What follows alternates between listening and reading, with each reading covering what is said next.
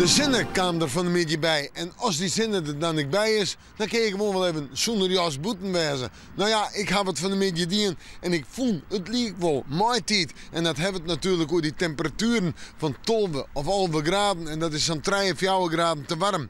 Joen en vannacht, joen misschien een bui of een buik in het kust- en waardgebied. Verder is droeg waar. En vannacht zo'n 5, 6 graden. Ik denk op de eiland zo'n 8 graden. Misschien nog wel een graadje hegerik. En een matige en krachtige wind uit het westen naar het zuidwesten waait, staat er gewoon meer en meer zuidwest.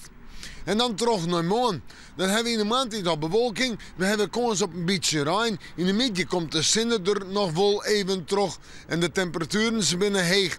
Want ik denk dat we morgen uitkomen om er bij de 11 of de 12 graden heen. Nou ja, dat zou in het oosten van de provincie misschien nog zo'n 10 graden wijzen kunnen. En zetten we dan terug naar de wind, dan mag die de wijzen. Krachtig onthut. En die komt weer uit het zuidwesten waaien.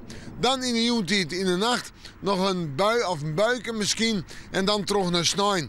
Betieden wie het waar in de maandtijd, van een pad in de midden, dan de zinnen erbij. En zoek eens even naar die temperaturen, 12 of 13 graden. En de wind, het ontstwarmig, betieden stormkracht nog in het watergebied. Dat geldt vooral van de maandtijd, maar dat begint uiteindelijk al in de nacht van sneeuw op sneeuw. En de wind komt uit west tot zuidwest waai. Het vooruitzicht, temperaturen om het bij het 10 of de 9 graden heen. Geldt voor manje, tiesje en waasje. Manje en tiesje, 2 droege dagen. Op waasje betieden rein, maar dat jij er dan niet weer bij. Nou ja, het bloed voorlopig mild en we moeten morgen maar weer even in het waasje.